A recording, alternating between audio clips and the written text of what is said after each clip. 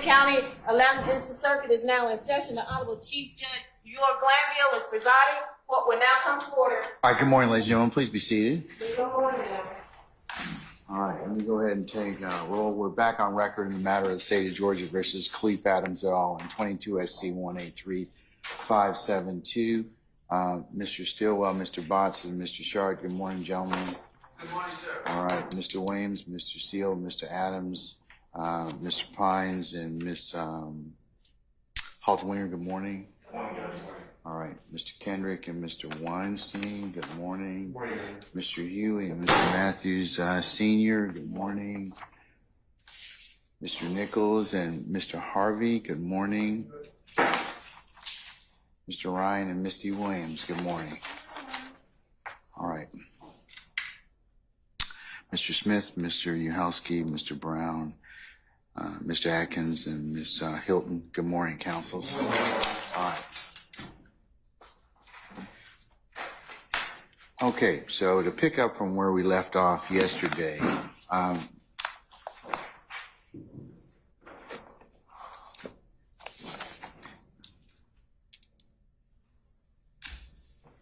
Mr. Adams, I have your proposed redactions. I mentioned yesterday I sent. You were kind enough to send them to Ms. Weaver as well. We marked them as the next court exhibit in order, so we can work off of that. So the first one you have is page 413, line 17 to page 416, line 11. And it apparently is a conversation about a gun, about D buying a gun, whether YT bought the gun from D, and your objection is relevance and hearsay, among other things. Yes, sir. And with the court's permission, I have had a chance to speak with Ms. Hilton on this morning. To ask whether she had reviewed what I sent her the other day. Okay. There are a number of these. I think I have a total of 28 specific ones that I've identified, and there are a number of them, probably the majority that we agreed Okay. will be redacted. And as we get to them, I'll make that notation on the record. If that's okay. That's fine, sir. And so the court is correct. The first one that I have, may I keep my seat, by the way? Yes, you may, sir. As long as you speak in the microphone so everybody can hear you. Yes, sir. Okay. The first one that I have is on page 413 of the transcript, as the court indicated, starting at line 17, going to page 416, line 11. And that is, in fact, where there's a conversation that's being had about a gun, about someone named D buying a gun. And I'm kind of synopsizing the entire conversation over those pages. And whether Mr. Williams bought the gun from D. My position, and let me say this, I'm also comfortable going with the transcript. I indicated to Ms. Hilton earlier, I don't have really much of a dispute. The transcript is for the most part accurate. If the court wants to hear the actual audio and video to compare it to the transcript, I know the court will let us know that. But my position is that those sections contain testimony or statements that are not relevant. They contain some hearsay, and they contain statements from the witness that is simply his opinion. And for all of those three reasons, they should not be admitted. All right, sir. Ms. Hilton, what's the state's response as to those particular line and should say page and line references? Yes, Your Honor.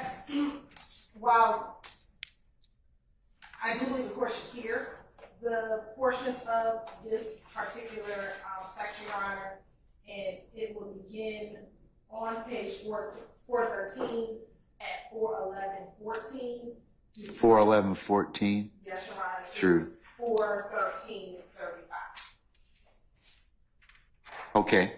What's the state's position? I'll decide whether I need to hear it or not. But Your Honor, we believe that Mr. Copeland is talking to Dennis from not rumors, but from his personal knowledge about the fact that Quindarius Zachary is purchasing guns on behalf of members of YSL. Quindarius Zachary is an unindicted co-conspirator. Part of the state's theory in a number of instances that Mr. Zachary was a straw purchaser.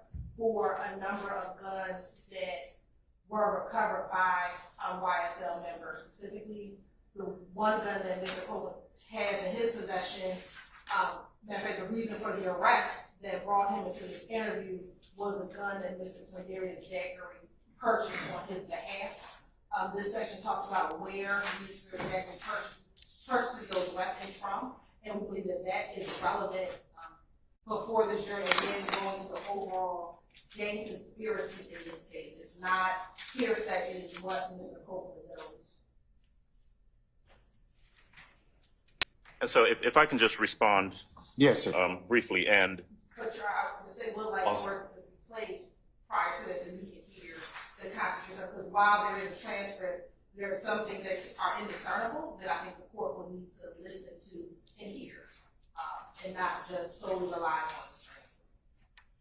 I'm fine with doing that, and then perhaps I'll hold my my commentary until after you've heard it. Okay, all right, let's play it, please. 411, 14 to 4, 1335. All right.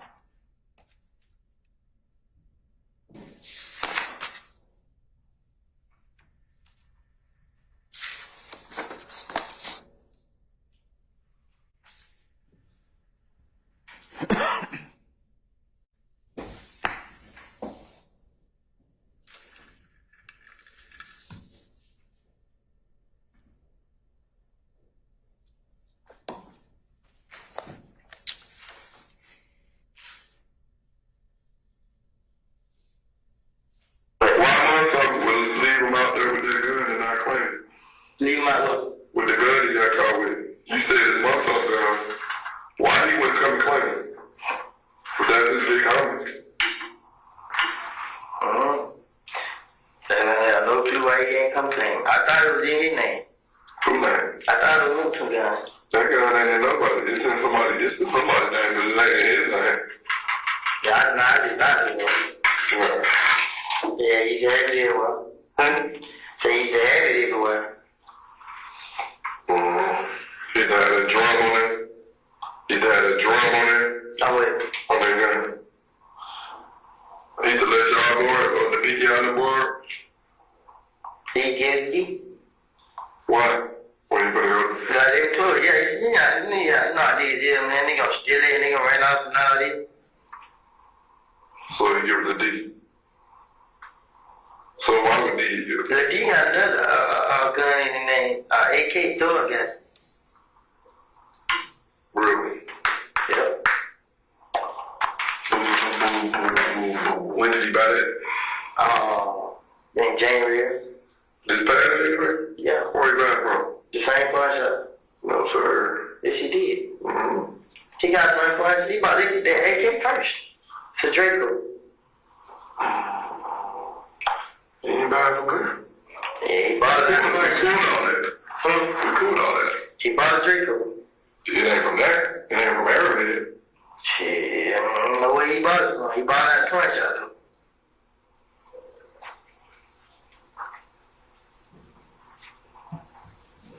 And he bought it from Doug.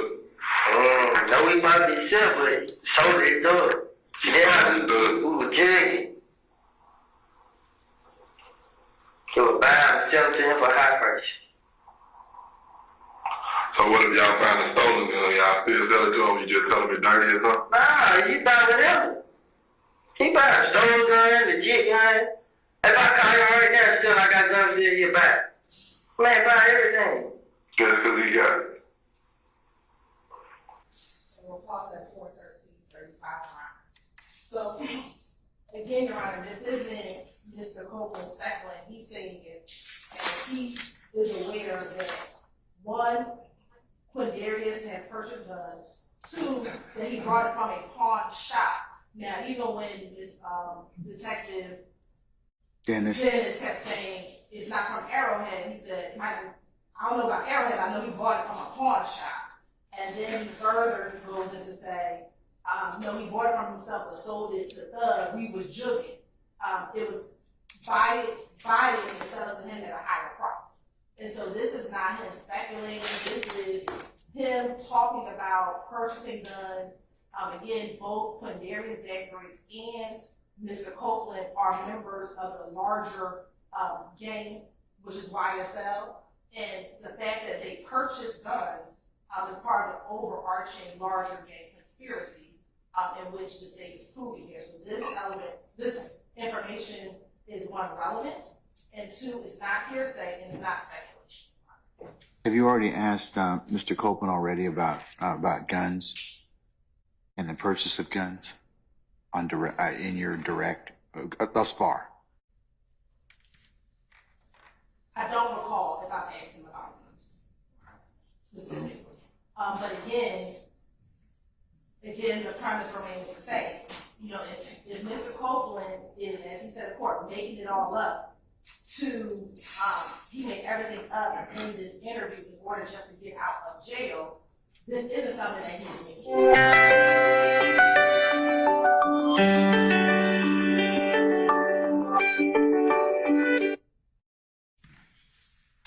This is not something that he is making up. This is something that the evidence will show that the detectives did get.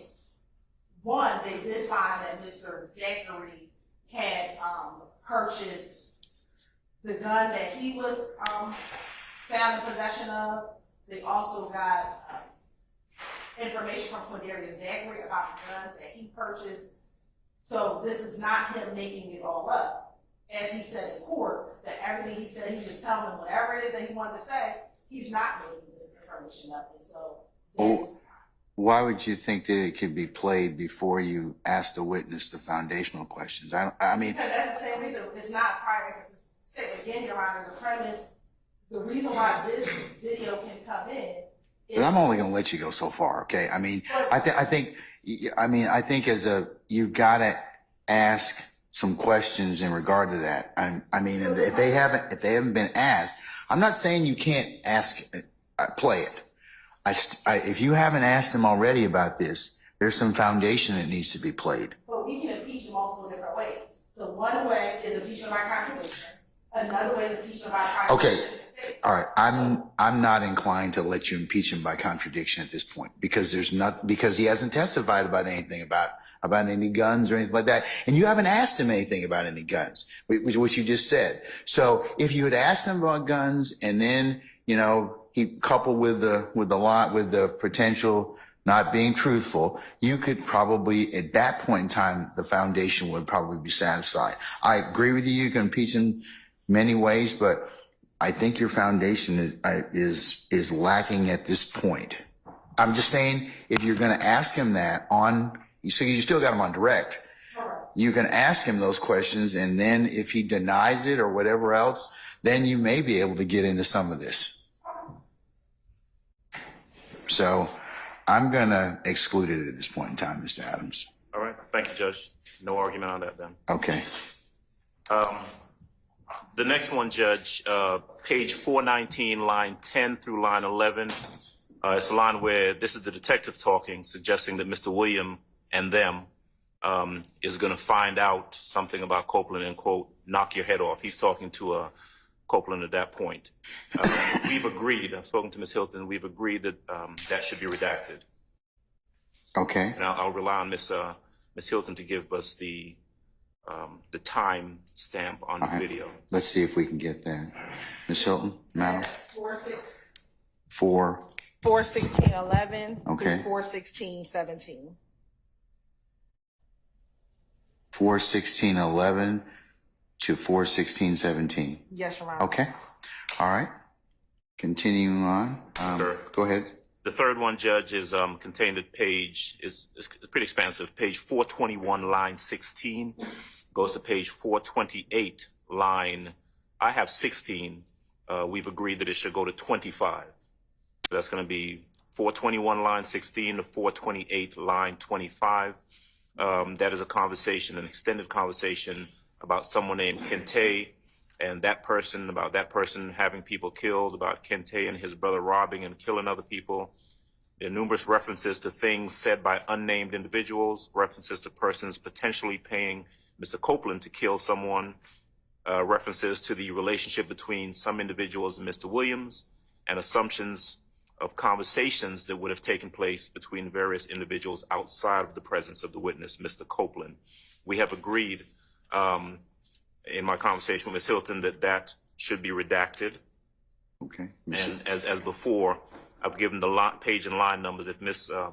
Hilton will be kind enough to give us the timestamp, please. It'll be 4/18/36 through 4/25/30. 4/18/36. 4/18/36 through 4/25/32.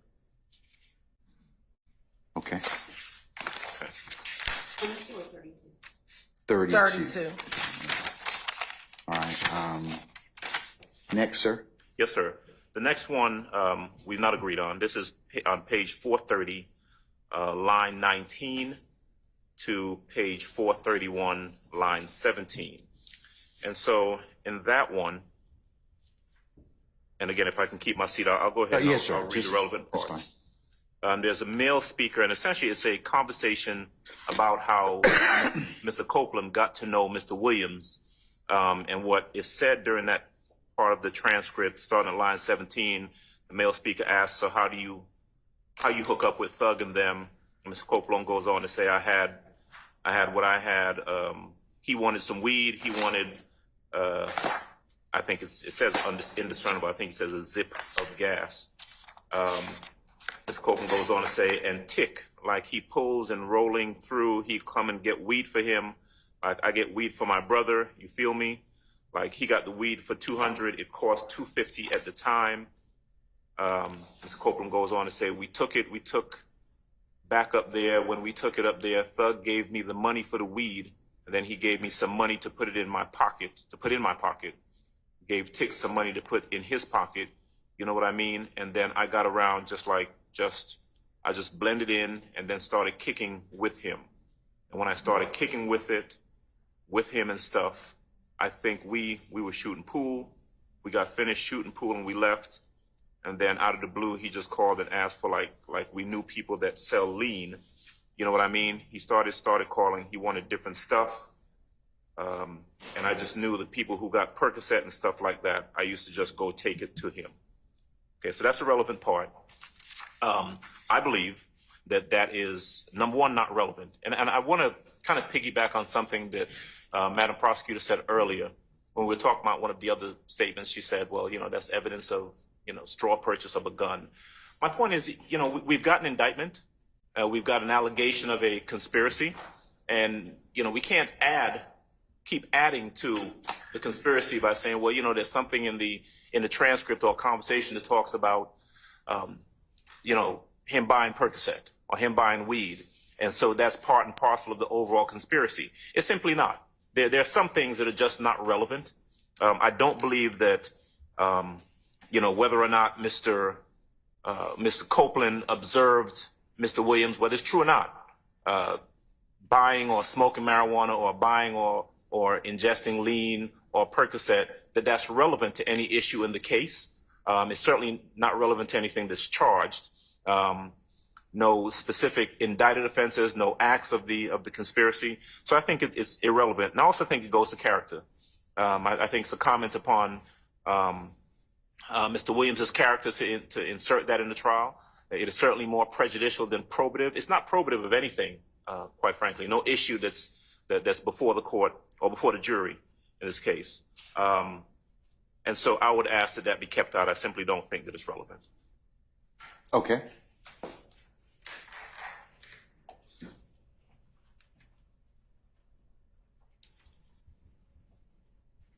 And I'm sorry, let me just add to that before Ms. Hilton responds.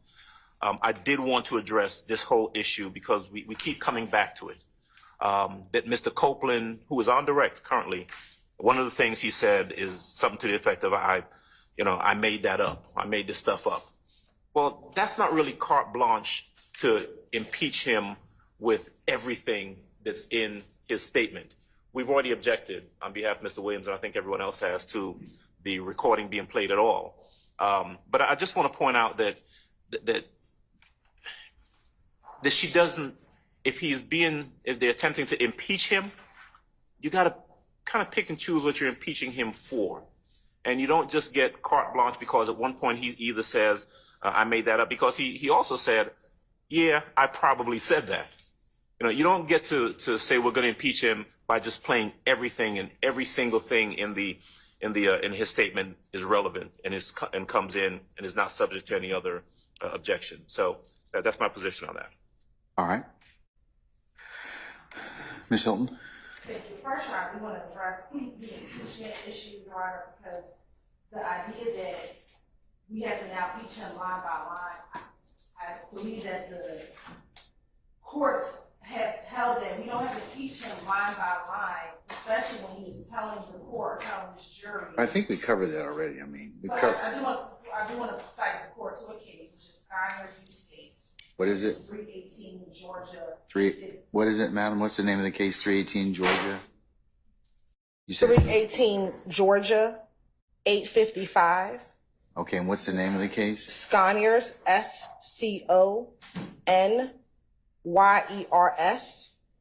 v. State. Okay. And that's an April 2024 case, Your Honor. All right. And here it says, and again, this is focusing on prior inconsistent statements, but I think that it's instructive. In Division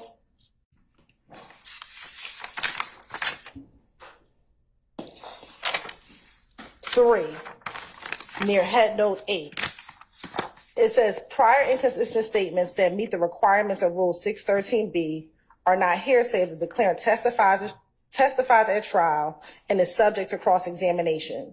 The failure of a witness to remember making a statement, like the witness's flat denial of the statement, may provide the foundation for calling another witness to prove the statement was made. Here, Finch's denials and alleged lack of memory of her prior statements and their contents were a sufficient foundation to allow other witnesses to testify about the content of those statements. That is the argument in the hitting. And it goes on to cite several cases where it cites Murdoch. It says see Nelms 313 Georgia at 788. See Bridgewater v. State, which the state addressed yesterday, which they cite or quote from Bridgewater. One witness's unambiguous denial that he had ever spoken with a second witness, as well as his assertion that he did not recall ever speaking with him, obviated the need for the prosecutor to ask the first witness about specific statements he made to the second witness and provide a sufficient foundation for the state to present extrinsic evidence of such statements. Also citing Murdoch, which was 299 Georgia 177, a witness's prior inconsistent statements about a shooting was properly admitted under Rule 613B after she testified that she could not recall the details of the shooting itself or the content of her statement. Okay, and stop right there, just if I can hijack you just a second. I don't have any issue with anything you said so far, and I think that you and Mr. Adams coexist in that space. However, the challenge you have is you've got to still ask the question about that area, and then I think it picks up from there. I'm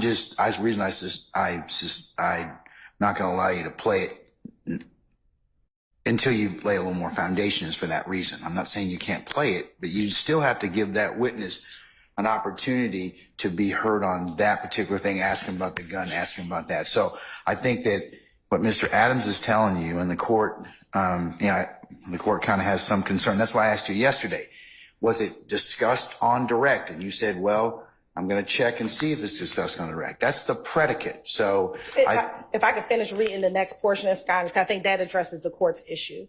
Sconyers complains of the state's failure to confront Finch with the specific extrinsic evidence of her alleged prior inconsistent statement. Okay, but you still have to ask him about the topic area. So I want to get to the last portion. But okay. As Bridgewater and Murdoch indicate, Finch's failure to recall making any statement at all about fighting, abuse, or anything like that, as well as her denial of the mall incident, and Sconyers arguing with Lincoln relieved the prosecutor of the need to ask about specific statements. Okay. So that is where we're focused at. The fact that he says, I made it all up, relieves the state from having to go line by line and asking about specific statements.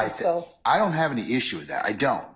But I still think you guys, it's not like you have to give the witness an opportunity to confirm or deny.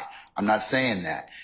But I think as a matter of, you've got to orient the witness and tell him and ask him questions about the gun. You can't impeach him on a gun when you haven't even asked him anything about that. Yeah, you haven't, just based on, well, I don't remember. He hasn't even said, I don't remember anything about it. So, I mean, I think you need to introduce the topic. And then if he says, I don't remember, I don't recall, then you can do that. That's why I'm saying there's foundation and predicate. I don't disagree with the case law that you cited in Sconyers but that's why I asked you has he testified as to that already? If he's testified about that and his memory's kind of, I don't know, I don't recall. Yeah, you can impeach him by prior contradiction or any other means that you think is appropriate under the circumstances. So I just want to make that clear, okay? Thank you, Your Honor. So as it relates to this particular portion of the interview, Mr. Copeland, I believe in court, when asked how did he meet Mr. Williams, said, I met him at the studio. I was kind of like a fan. What this portion of what Mr. Copeland tells the detectives back in 2015 is that this relationship kind of grew. It grew from possibly him being the person who facilitated giving him drugs to a more developed relationship, which was not just a fan. We have pictures of Mr. Copeland and Mr. Williams at each other's homes it looks like at their homes or respective places where they live. We have Mr. Copeland and Mr. Williams on tour together. And this evidence about the development of their relationship is relevant as far as But haven't you gotten testimony about that already from the witness? No, because he made it seem as though it wasn't a very close relationship. What he said is, I met Mr. Williams at the studio, and I was a fan of his. Okay, well, how do you justify? I'm sorry, hijack again. How do you justify then talking about him being purportedly Mr. Williams' go-between to acquire, illicit drugs? So, Your Honor, again, we have charged in this indictment the fact that the members of YSL possess and sell and distribute narcotics. So this talks about that relationship. So this is relevant. This is already in the indictment. This is in the preamble of our indictment, Your Honor. Additionally, Your Honor, citing to two cases, Anderson v. State, 337 Georgia App 739, which is a 2016 case, as well as Moore v. State, which is 295 Georgia 709, which is a 2014 case, Your Honor. Okay. In both of those cases, it talks about relevant evidence as well as that evidence which incidentally places an individual's character into evidence. Your Honor, here in this case, there has already been testimony of Mr. Williams being stopped in a car with drugs. So this information with Percocet in 2017, I believe he was also stopped with marijuana inside that same vehicle. So this information about Copeland talking about Mr. Williams and how he met him is not anything that is more substantially outweighed by its prejudicial effect, because there's already evidence before this jury about Mr. Williams being stopped with drugs in his car, being stopped with guns inside the car. So the fact that Mr. Copeland is talking about this is how they met is not substantially prejudicial, and it is relevant to talk about the development of their relationship from being, whether it was his supplier of drugs, to a more developed friendship, which is more than what the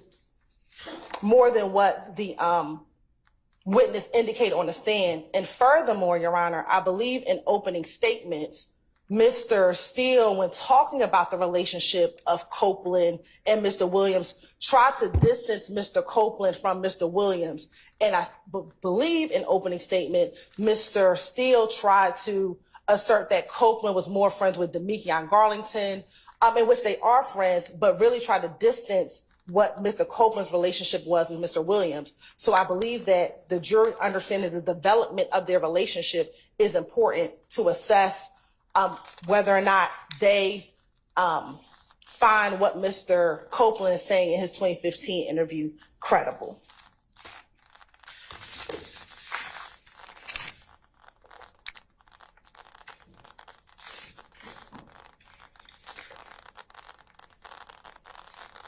So, Judge, And I'm sorry. And I just wanted to cite in Anderson v. States in Division 1, it states that it is well-established evidence that is relevant to an issue in the case is not rendered inadmissible simply because it incidentally puts the defendant's character at issue. And it cites to Jones v. State. Evidence is relevant if it has any tendency to make the existence of any fact that is of consequence to the determination of the action more probable or less probable than it would be without the evidence. And it cites to 24-4-401. And while relevant evidence may be excluded if its probative value is substantially outweighed by the danger of unfair prejudice, exclusion is an extraordinary remedy which the court should invoke sparingly, and the balance should be struck in favor of admissibility. Furthermore, as a general rule, admission of evidence is a matter resting within the sound discretion of the trial court. And appellate courts will not disturb the exercise of that discretion absent evidence of its abuse. So, Your Honor, we believe that it is more relevant for an issue on hand. It is not more prejudicial, substantially more prejudicial than probative, because there's already evidence before this jury of Mr. Williams being in and around or associated with narcotics, Your Honor. Are you finished, Madam? So I can let Mr. Adams respond. Ms. Hilton, you done with this response? I may have a vote, Your Honor. After Mr. Adams. all right. So All right, sir. I'll keep it brief because I think maybe we sometimes have a tendency to conflate the issue. My objection is really very, very simple. That there's statements from Mr. Copeland about them either smoking weed together or him getting some weed from Mr. Williams or some lean or some Percocet. And my position is that that is irrelevant, that it doesn't go to any issue in the case. The fact that the indictment alleges that members of what they say is a gang were selling or engaging in the sale of narcotics is separate and apart from whether or not someone's smoking weed together. Right? I mean, just keeping it that simple. But moreover, if what they say the issue, what they really want is to get at the relationship. How did Mr. Copeland get to know Mr. Williams? That's what they said the issue is, and they say that this describes it. Well, that's not totally accurate because I'll do what Ms. Hilton has done to put it into context. There's more in the transcript and in the statement that actually addresses that.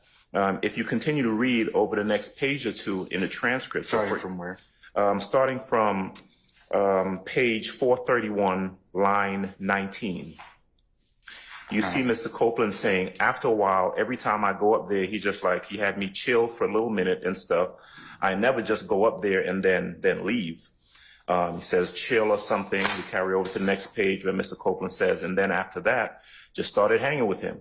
You know what I mean? Started putting my name in his songs and stuff, just like, oh man. Then we started hanging a lot.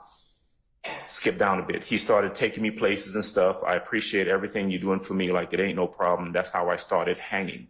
You know, so there really is more in his statement that describes exactly what the state says they're looking for, how the relationship developed, what was the nature of their relationship, without us necessarily having to inject this character evidence about them smoking weed together or getting lean or getting Percocet into the trial. That's simply not a relevant issue.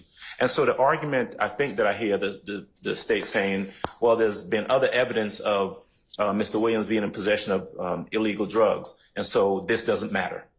Right? Well, it kind of does. That's like an argument saying, well, if someone is charged with a burglary and there's some evidence or some statements about the person committing other burglaries, that, well, we can let that in because, you know, there's already been evidence about some other burglary. Well, you know, you got to notice the defense if you intend to introduce other items or relevant similar items. You used to call it similar transactions, 404B at this point.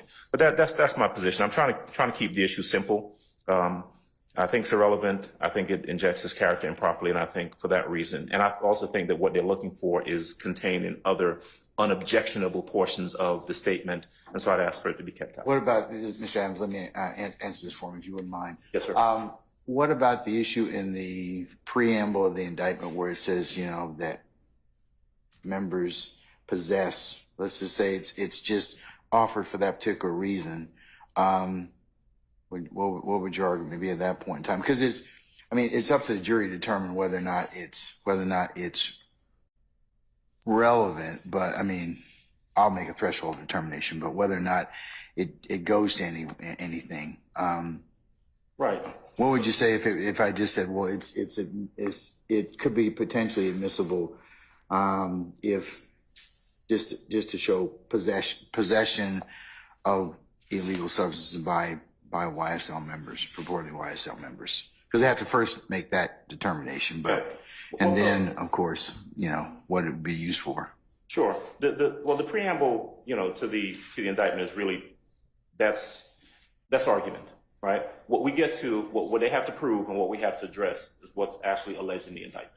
What's alleged in the conspiracy, in the RICO count, and the specific acts. And we're put on notice by way of specific acts and also by specific indictment numbers. Now, if they want to allege that Mr. Copeland and Mr. Williams smoking weed together at the studio is an act that is part of the overall conspiracy, then they allege it in there. But they haven't done that. Because by that logic, really there's a lot of things that are said here by Mr. Copeland that aren't part and parcel of the indictment, but they can make the argument that, well, we said something about drugs in our preamble, and so all of that comes in. And I think that's essentially their argument, which I think does not control here. But my objection is pretty straightforward, pretty simple. I think that is irrelevant. His character should be taken out. That's all. The rebut, Your Honor. Yes, ma'am, you certainly may. Your Honor, the YSL organization uses criminal activities to expand their criminal networks. So the fact that Woody started off as a drug dealer, this isn't about them smoking weed in the studio. What it was is that he was bringing him the drugs, that the fact that he started off as a drug dealer and then was able to get into the gang itself or the organization and become an associate is a part and parcel of the larger RICO conspiracy. He went from not just the person who supplied drugs, but he moved on to a more associate membership relationship, again, talking about all of the portions that Mr. Adams just cited. So we transitioned from you bring me my drugs to now I have embraced you into our organization. Now you are a member of our organization. Now you can take trips. Now I can give you money in the club. Now you are a part of our organization. And I think that development in and of itself is important and relevant for the jury. Well, that's a really good argument, and that's something good for closing argument. But that's and it's fine for them to have a theory, right? But just because they interpret it as such doesn't mean that there is evidence of that. You can't say that, well, him saying that we smoke weed together in the studio is evidence of him bringing him into a gang and them engaging in conspiratorial conduct. I mean, again, the state is fine to have whatever argument they want to have, but the court's determination is whether or not this particular piece of evidence is relevant, and whether or not it impugns Mr. Williams's character by its admission. I think it does. And I think it's unnecessary.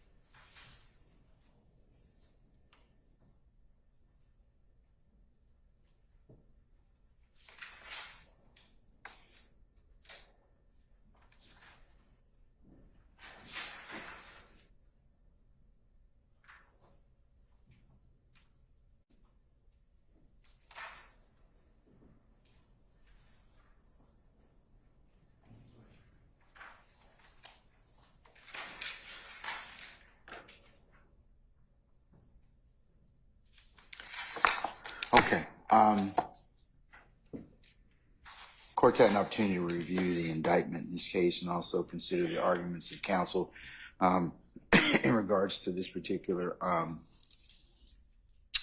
subpart. Page 430, line 19 to 431, line 17. Ms. Hilton, what are the corresponding video, audio? Your Honor, that should be from 427:07 to 428:15. All right, thank you. The defense argues that this particular period is not relevant, making a 401 issue. It's a bad character and it's hearsay. The state responds and counters that it is relevant to show the development of Mr. Copeland's relationship with Mr. Williams. They cite for that proposition Sconyers, which has been previously cited on the record, Anderson, which is previously cited on the record, and Moore, which has been previously cited on the record. The court's had an opportunity to take a look at those cases, in particular Anderson, and the court is of the opinion that given what the state is proffering that they wish to admit it for, that I'm in concurrence with the defense that it is not relevant for that particular purpose. It shows more the individual drug use or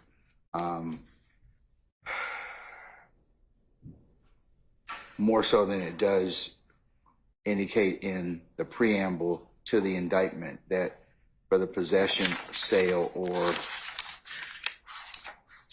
distribution of obtaining money, weapons, or other property through acts of racketeering, including robbery, theft, and unlawful sale and distribution of drugs. This is more for this, in this particular section, the court is of the opinion that it more so talks about how Mr. Copeland and Mr. Williams started their relationship in terms of the sale, or not the sale, but the acquisition of one by Mr. Copeland to Mr. Williams. I believe that would be more prejudicial than probative under a 403 balancing test. There is other information in this particular transcript or in this particular video which does show the relationship between the two, and I believe that is more relevant in the circumstances. It doesn't kind of put us in this character issue. Now, this is my ruling on this particular portion of the transcript. If other things come up, or if the door is opened up by any other witness or any counsel's inquiry about this, the court will go back and take a look at that, okay? But right now, I'm going to exclude it. Thank you, Your Honor. Okay. The next one, may I move on? Yes, yes, sir. Unless there's any other argument by him having anybody else. Okay, go ahead, sir. 436, line 23, page 437, line 50. Relatively short passage. That's a portion of the interview where Mr. Copeland is talking about statements made by Mr. Williams' father. Talks about what the father either told him or what the father says he knows, what the father thinks about him, Mr. Copeland, talking to the police. Obviously, Mr. Williams' father is not part of the indictment. I don't believe the state's going to allege that he is an unindicted co-conspirator. The relevant portion, if we start at line 23 of page 436, just to give the court flavor of what we're talking about, when Mr. Copeland says, line 23, and this comes on the tail end of the detectives asking Mr. Copeland about whether anyone has an issue with him talking to the police. Whether they've ever asked him when he's talking to law enforcement. So Mr. Copeland starts with line 23 saying, somehow Thug's daddy, he be with Kente and them a lot, and Thug's daddy told me out his own mouth, like he's connected. You know what I mean? I don't know who he's connected with, but he get all this information. He get a lot of information. You know what I mean? He said it out of his own mouth, and he you know what I mean? He knows what's going on. that, I'm gonna say N-word, because I've been throwing around that word for freely. That N-word told me he could change my identity and everything. That's what he told me before beef. And when he said all that, I thought he was just talking. And when I came to Metropolitan, what's the name? He was looking at me crazy. I mean, and then from that day on, been hearing the little story, like I've been talking to the police a lot. You feel me? When I was telling the police, I wasn't telling them about what I should have been told them. I was telling them about what people are doing to me. You feel what I'm saying? So that's where it ends. That whole portion is really what Mr. Copeland is relaying to detectives, either what he heard from, what he knows of, or things said by Mr. Williams' father. Totally irrelevant, and certainly hearsay. And so, for no other reason other than that it's hearsay, that's irrelevant, I'd ask it to be extracted or excluded. All right, State. I don't know what it goes to. Okay. Madam? Your Honor, I think you need to continue to read the rest of that page, because the portion that Mr. Adams just cited is not out of context with what happens on the rest of the page, Your Honor. So if you continue on, starting at line 16, he says, I didn't want to tell them about my so-called friends at the time. But in the way he was saying, like, I talked to the police a lot, you know what I mean? Like, he knew I wasn't going to tell, but he knew I was talking to him. So I don't know how he get his information. But when he said that, I thought he was just talking at the moment, trying to scare me up or whatever. And so I think that is the most salient line, is that we're not offering it for the truth of the matter asserted, which is whether or not Mr. Williams' father has connections in the street, whether or not Mr. Williams, that's how he gets his information. But the effect on Mr. Copeland's state of mind and the effect on him as the listener, hearing whatever it is that Mr. Williams was saying to him, that's how he interpreted whether or not people knew he was talking to the police and what he was disclosing to the police. And so I think that you have to read all page 436, beginning at line 18, in conjunction with going all the way from page 437 to line 24. So we're not offering it for the truth of the matter of whether or not Mr. Williams Sr. is connected with anyone, but the state of mind of Mr. Copeland as to why he did certain behaviors, why he was concerned about who knew if he was talking to police and what was being disclosed to the police.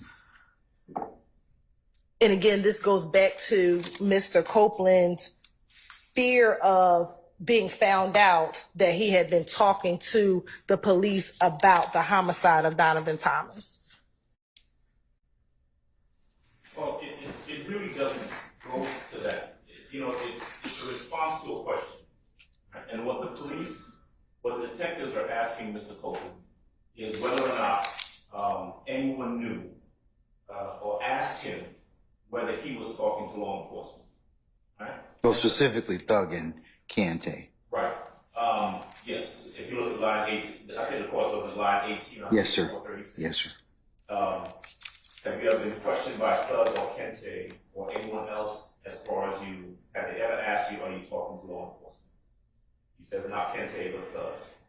And then we pick up from what I noted. So it certainly is hearsay, because Mr. Copeland is opining, he is giving his opinion about whether or not, or asking whether they had asked him about talking to the police, and this is why he thinks so. He talks about what Mr. Williams' father said specifically, what he drew from that, what his opinion was of it. It's really not about the effect on Mr. Copeland, because he doesn't really talk about, well, because Mr. Williams' father said this, I did this. You know, he's really just talking about what Mr. Williams' father said and what he grasped from that, what his opinion was of it. That's not the same thing as effect on the listener. Right? That's simply his opinion. And there's nothing there to say. As a matter of fact, even if you look at the last line, state, that's line 23 on page 437. Actually, let's go back to 22. He says, he starts saying, I don't know how he get his information, but when he said that, I thought he was just talking at the moment, trying to just scare me up and whatever. Right? It doesn't say that he scared me. It doesn't say that, you know, I did this as a result of what that hearsay statement was. It just says what the person said and what he opines the person was thinking or trying to do. And so it is hearsay. And the truth is, it is being offered for, the state wants it in for the truth of the matter asserted. But it doesn't really go to anything. It's just his opinion. Your Honor, but that's the key point right there. It is what Mr. Copeland thought as to why he is concerned about people finding out if he snitched or not. So whether or not, again, truth of the matter asserted that we want the jury to believe that he's connected. I don't know or care if the jury believes if Mr. Williams is connected or not. What the state wants the jury to understand is that this conversation that he had, that Mr. Copeland had with Mr. Williams, informed what he thought about if people are going to know whether or not he told police about the crime, which is the murder of Donovan Thomas, and his concern about that. Truth of the matter asserted would mean that I want the jury to believe whether that Mr. Williams was connected, that I want the jury to believe that Mr. Williams told Mr. Copeland he could change his identity. I don't know if he can change his identity or not. That is not what the state is offering it for. That is offering it for the truth of the matter asserted, that Mr. Williams could actually go and change his identity. I don't think Mr. Williams works for FBI or any other agency that could do that. So that's not what we're offering it for, Your Honor. We're solely offering it about Mr. Copeland's, the effect that this conversation had on him and the fact that he was disclosing a murder to the police. So, if what they wanted in for are the things they've just said, they want the jury to know that Mr. Copeland is concerned about his name being out there or him being labeled a snitch, or that he is talking to law enforcement, then it's cumulative because they've already got that. There's already been testimony. I think the jury's already seen a portion of a statement where Mr. Copeland is talking about he doesn't want to be known as a snitch, that he didn't want any paperwork with his name on it. You know, so there's been testimony about that. You've already let that in, right? But what we're talking about here is hearsay, something that Mr. Williams' father purportedly said to Mr. Copeland. And, you know, I'd understand, I would go with them, with their argument, if the transcript continued on and Mr. Copeland said, and, you know, after he said that, I was, you know, that made me really think about whether or not, you know, I was being labeled as a snitch out here in these streets. No, those are my words, obviously. I'm giving an example. Yes, sir. But it doesn't say that, right? So he's opining on whether or not anyone knows that he was talking to the police, and based on, and he thinks yes, based on what the hearsay statement is from Mr. Williams' father. But we've already got that. It's cumulative, and so we don't need this hearsay to add to the evidence that's already been admitted. And Your Honor, I understand that Mr. Adams keeps saying it's hearsay. It is not. And the fact of the matter is it's not cumulative, because the fact that, and especially in this part of the interview, he is telling a different set of detectives this information. He's actually talking to some IA detectives about information that's not going to come in at this point regarding Officer Beebe. And they're asking him and trying to understand, why are you coming forward now? What is your purpose? And he's beginning to tell them again what he's consistently said in this interview about his concern. And that is important, again, when Mr. Copeland is saying he made all this stuff up in court in 2024, everything I made up, I made it all up. They get to see that his biggest concern was being labeled a snitch. That was one of his biggest concerns in this interview. And I understand that, Ms. Hilton, I do. I just don't think that this particular section drives home that point. I do agree with Mr. Adams. I think that it's cumulative and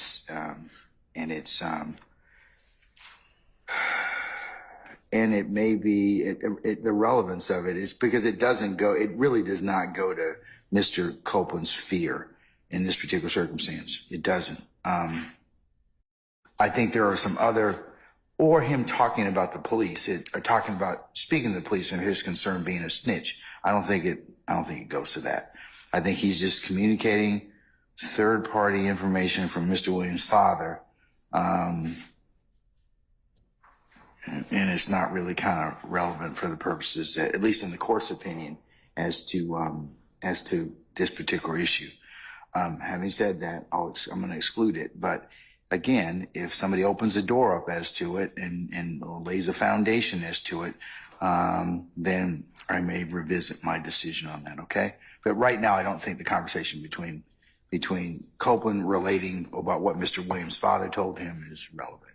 well, Your Honor, while the state will just ask for a continuing objection, we understand the you court's can have ruling.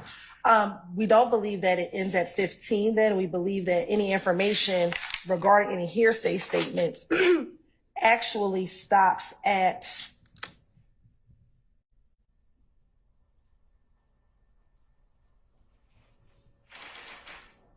line 8 Line 8 of what page, ma'am? of page 437.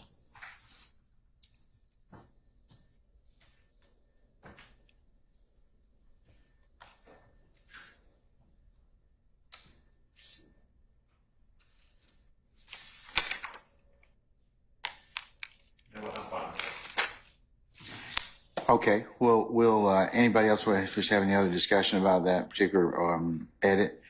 If not, and Ms. Hilton, if you would give us the corresponding audio visual time from 436 line 23 to page 437 line 8. It'll probably be around 432.50 432.50? to 433, approximately 26. All right. Okay. We've got a lot of agreements coming up on the next week. Okay, but Mr. Weinstein's got that on Bladder's full look. So I've just been tracking the time, and he just usually kind of, inserts himself right in there. So I'm going to preempt that, Mr. Adams. Can we take 5 minutes, please? Okay, all right. We'll be in recess. All right, thank you.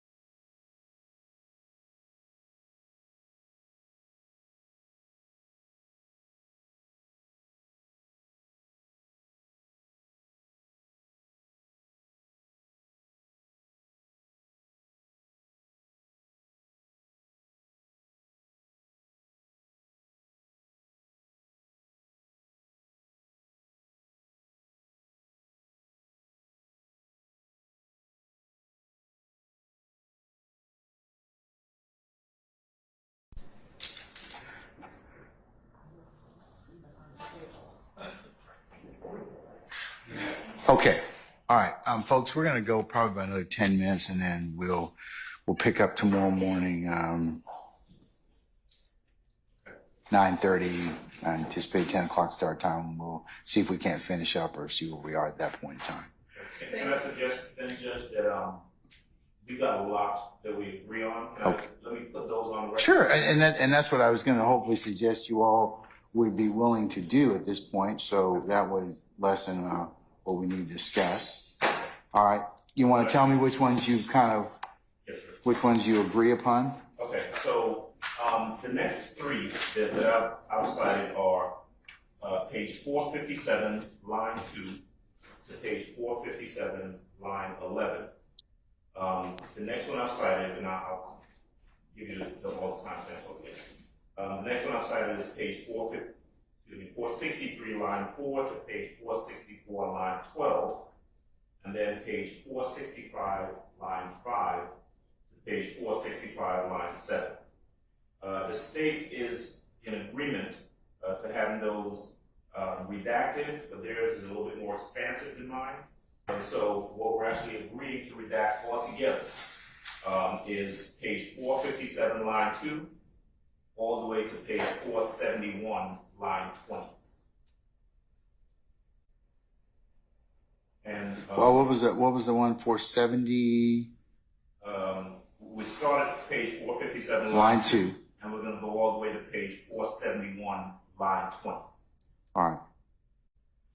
Is that the state's concurrence? Yes, Your Honor. Okay. Anybody else wish to be heard about those particular edits? Tell me what time or what that roughly equates to on the audio video portion, madam. Yes, Your Honor. So the roughly is about 5:05:53 Okay. So- Go ahead. to 5:18:37. Okay. All right. Okay. Mr. Adams, what else do you have concurrence on? The next one that I've got is page 476, line 3 to page 477, line 23. That is very briefly a conversation about Shannon and someone named D. And it makes reference to a rape allegation against this person named D.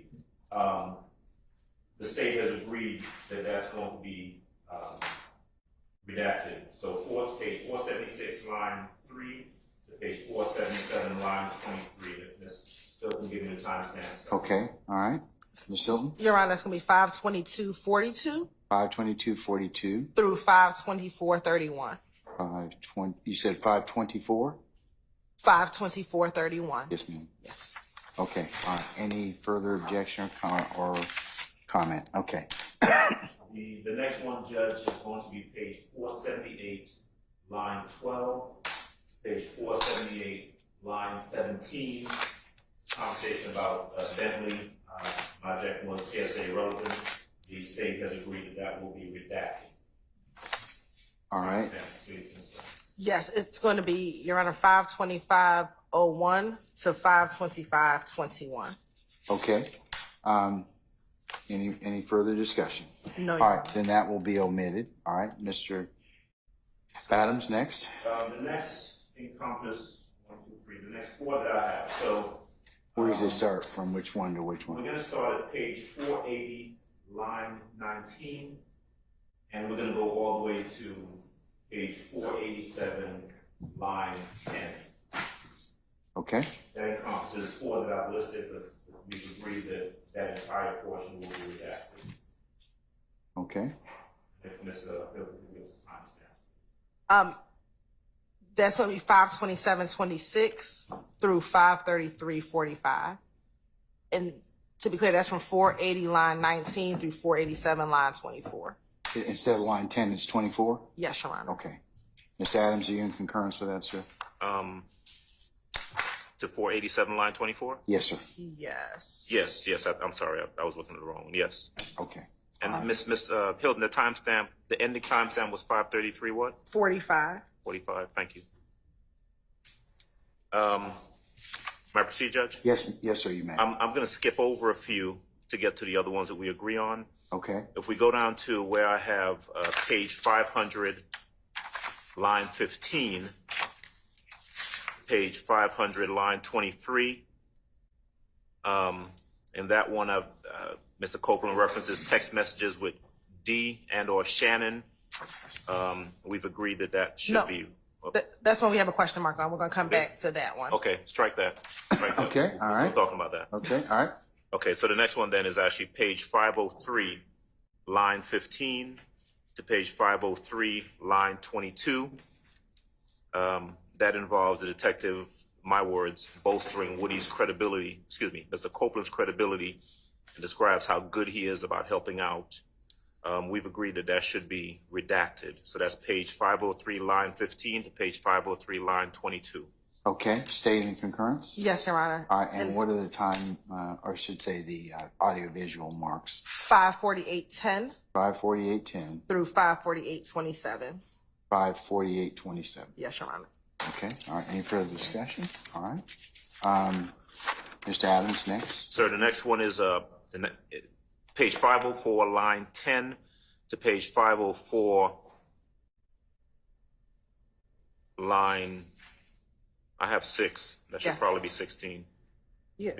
Okay. You have such.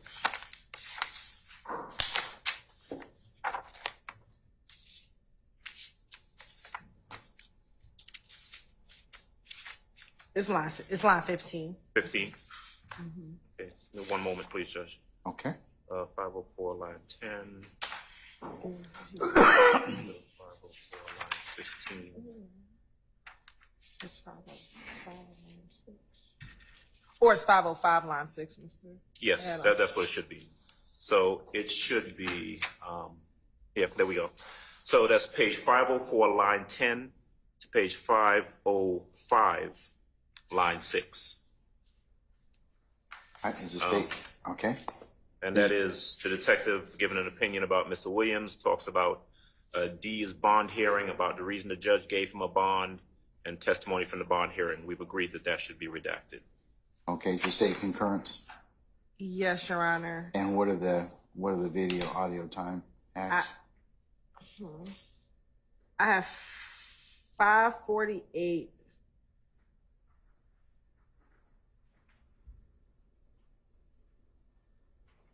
$5:48.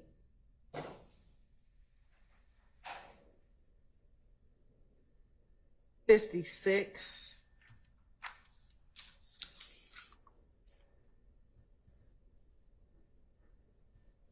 I think the 5:49. 39, but course indulgence for one more. Yes, ma'am.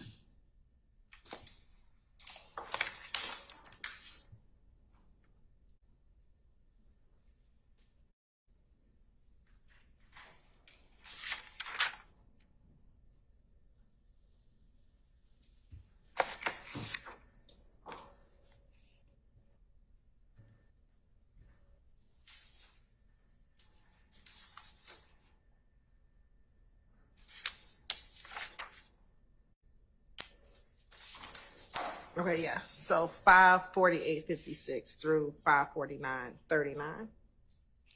All right, any further discussion? Okay, Mr. Adams, next. So the next one is page 507, line 3 to page 508, line 8. That's a segment where the detective is talking about how people, in quotes, are waiting for Woody in jail and how he won't be safe in jail. And Woody makes a statement about the COs at Rice Street helping out Mr. Williams. We've agreed that segment should be redacted.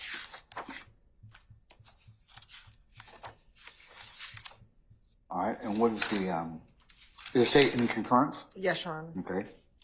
And what are the times? 5:51:36 5:51:36, through 5:53:04. 5:53:01, 04. 04. All right, any further discussion? If not, they will be omitted. The next one then is page 508, line 24 to page 508, line 25. That's just a statement where Mr. Copeland opines that, quote, Birdman is the mastermind behind Young Thug. We've agreed that should be taken out.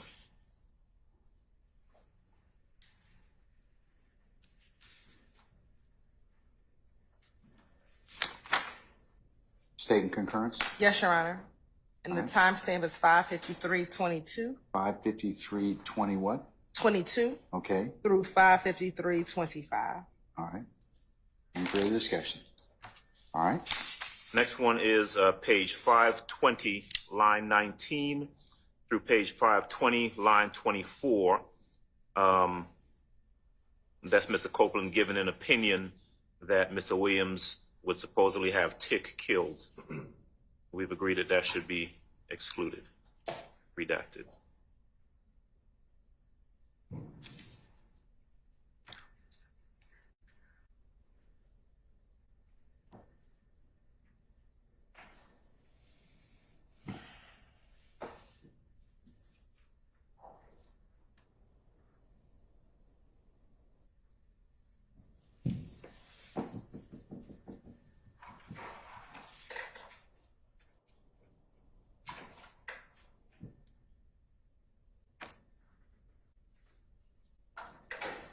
all right. Is the state in concurrence? Yes, Your Honor. And the time is 6:02:38 6:02:38. through 6:02:47. All right. 602, 38 through 6:02:47. thank you. All right. What's next, Mr. Adams? Next one is page 528, line 11 to page 530, line 2. Detective Thorpe is talking about how loyal and great Woody is and how reliable he is. We've agreed that should be redacted. All right. State in concurrence? Yes, Your Honor. And the time is 6:08:59 through 6:11:08. Okay. Any further discussion? All right. The last one, Judge, is page 523, line 12 to page 540, line 6. That is Mr. Copeland and his girlfriend Deshawn are having a phone conversation. That phone conversation is captured in the audio, and we've agreed that that should be redacted.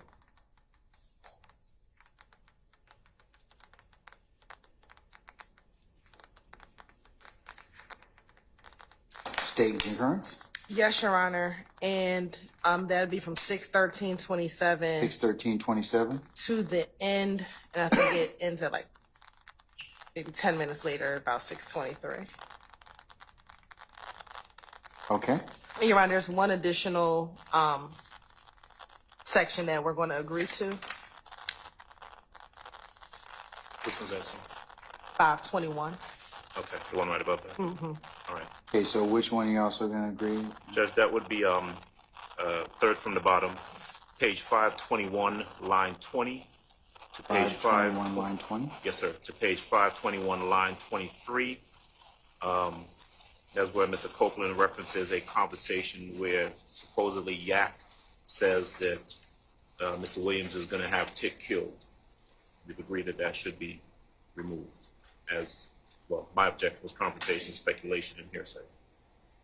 And Your Honor, it actually is extended to page 522, line 5. It goes to 522, line 5? Yes, Your Honor. Okay. Mr. Adams, you in concurrence? I have 1 second. Yeah, 522, line 5.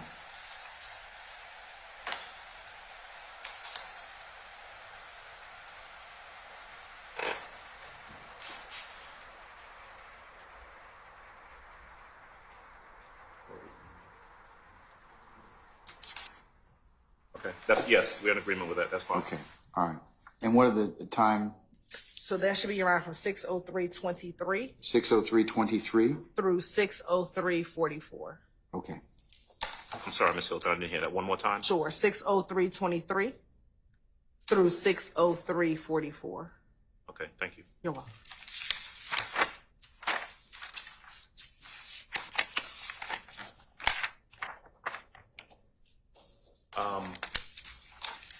By my count, Judge, if are you ready? If the court's ready, it looks like we've got 1,